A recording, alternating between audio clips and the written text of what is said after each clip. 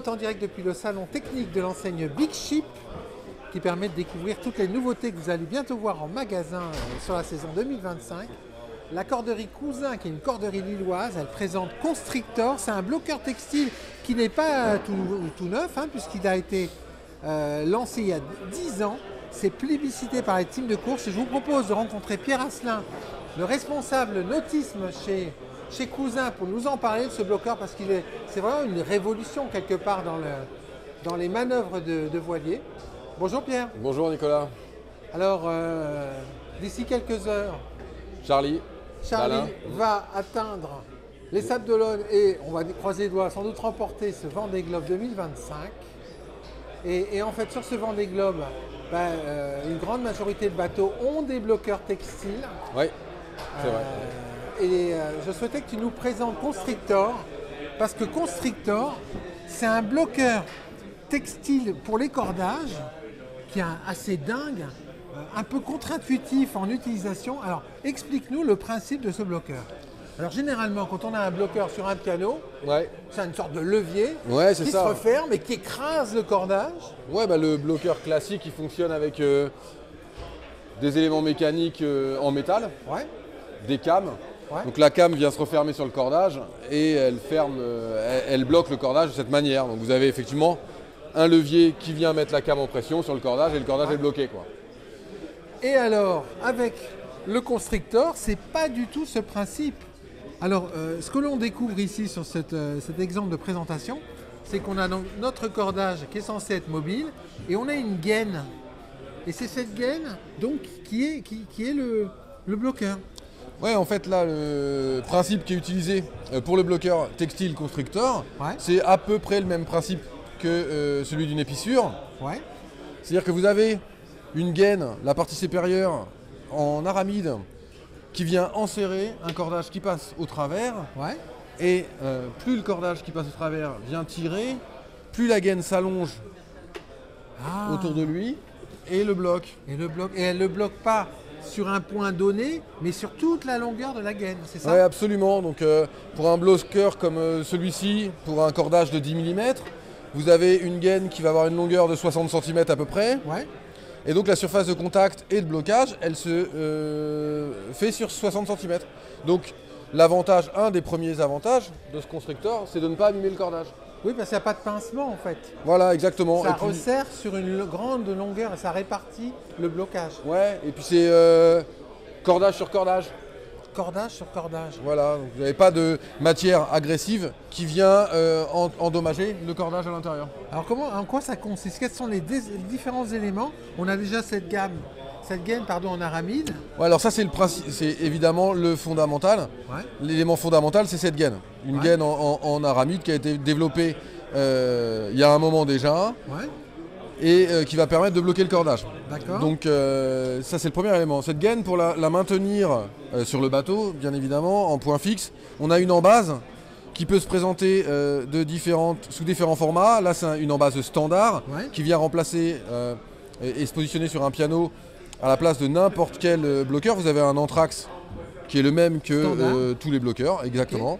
Et cette embase-là, elle vient maintenir la gaine avec un dispositif à l'intérieur qui permet de retirer la gaine facilement pour le SAV éventuellement et remplacer sa gaine et pour la remettre en place. D'accord. Ça c'est le deuxième élément. Et ensuite vous avez un sando. Alors ici pour les contraintes de démonstration, il n'est pas installé de la même manière que sur un bateau. Sur un bateau, il faut l'imaginer au-dessus du cordage. Mais vous avez un sando qui vient assurer la tension de la gaine quand le bloqueur est fermé. Parce que là vous avez un bloqueur qui est en état fermé, c'est-à-dire que le sando vient appliquer de la tension sur la gaine. Si je tire, il faut imaginer ma grand voile ici par exemple, dans ce sens-là, il n'y a rien qui lâche.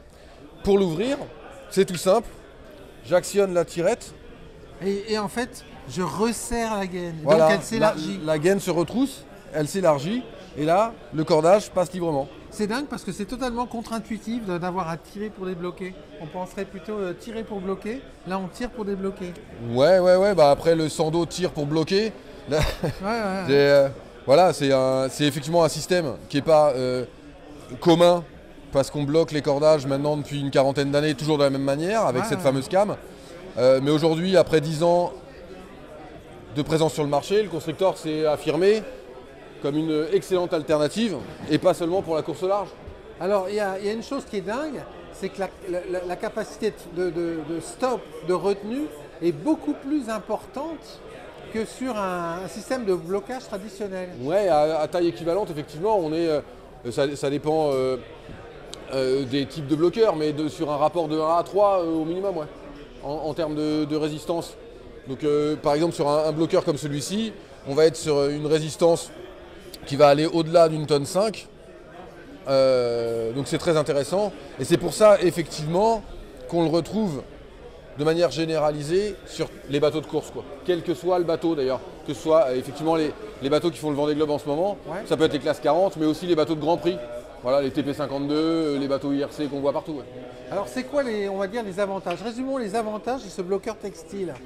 Donc on a compris qu'il n'y avait pas de pincement métallique quelque part sur le cordage, et donc là, ça va éviter de l'abîmer en fait. Donc, voilà, alors ça c'est un avantage qui est propre à tous, c'est effectivement de ne pas abîmer le cordage. Dans les autres avantages, vous avez donc ça c'est un avantage, on va dire sécurité. Sécurité et évidemment financier, quoi. Ouais. Vous remplacez votre drisse moins souvent. Dans les avantages pour les bateaux de course, il est plus léger qu'un bloqueur classique. Ouais. Puisque tout le dispositif de blocage, c'est du cordage. Donc ça pèse quelques grammes. Il a un coût, effectivement, aussi qui est réduit. Ce n'est pas un assemblage de nombreuses pièces mécaniques. Voilà, donc il est léger. Il tient une charge plus élevée à taille équivalente. Voilà. Après, il y a tout plein d'avantages dans l'usage qui vont être très intéressants. Et notamment le fait qu'il soit largable sous charge. Par exemple, un bloqueur classique qui a été mis sous charge. Je prends le cas typiquement d'une drisse de Solent, par exemple. Avant de choquer son Solent, on est obligé de reprendre la charge sur la drisse pour pouvoir ouvrir le bloqueur. Bon, bah là, c'est pas le cas. Même avec une forte charge appliquée dessus, vous actionnez la tirette et c'est réglé. Et vous pouvez choquer. Ah oui, donc ça, c'est très intéressant. Ouais. Voilà. Et alors, la durabilité, ça dure combien de temps? Parce que les actunautes vont me dire, oui, mais attention, cette gaine-là, en aramide, elle dure combien de temps par rapport à un bloqueur traditionnel?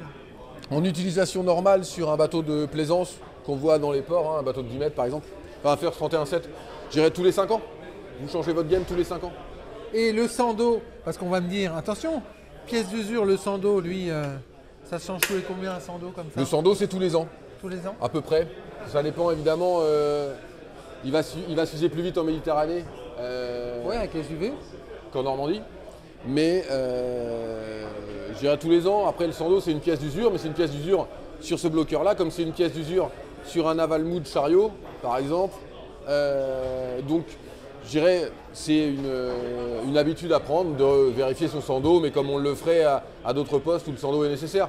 Donc voilà, et 1 mètre de sando ou 2 mètres de sando, c'est de l'ordre de 1 ou 2 euros. Et ça permet un fonctionnement optimal de son bloqueur. Et son bloqueur? Quel est le coût d'un système de blocage Constrictor là, pour une drisse encore une fois, de First 31.7, hein, si je prends cet exemple-là encore, ou d'un bateau de cette taille-là, vous êtes sur environ 150 euros. D'accord. Et alors c'est disponible dans tous les magasins? Oui, absolument, absolument. Ouais, c'est pour ça qu'on est là aujourd'hui. Ouais. C'est pour en parler avec les représentants de tous les magasins. Et le bloqueur connaît un bon succès. Ouais. Un bon succès. Quelques mots sur Cousin. Ouais. Cousin, c'est... Société de Lille. Ouais, société de... Exactement, on est à un quart d'heure au nord de Lille, donc à Verviers Sud exactement. Ouais. C'est l'une des grandes corderies françaises. Voilà, qui travaille dans de multiples secteurs, notamment le nautisme. Et moi, c'est toujours un plaisir d'ailleurs de venir à Rochefort, parce que en tant que travailleur chez une corderie, d'être juste à côté de la corderie royale, aux origines en fait de la tresse, c'est très intéressant. Et voilà, donc Cousin est né il y a 2 siècles ou presque dans la filature. Voilà, et maintenant aujourd'hui fabrique du cordage pour tous les bateaux. Fabrique des cordes d'escalade également, des lignes de parapente, des lignes de kite et tout type de cordage pour l'industrie. Voilà. Merci beaucoup Pierre. Merci à toi. Voilà, puis moi je vais vous quitter les actinautes avec un gros plan sur Constrictor. Voilà, un bloqueur textile qui est vraiment très innovant. À très bientôt sur Actinautique. Bye.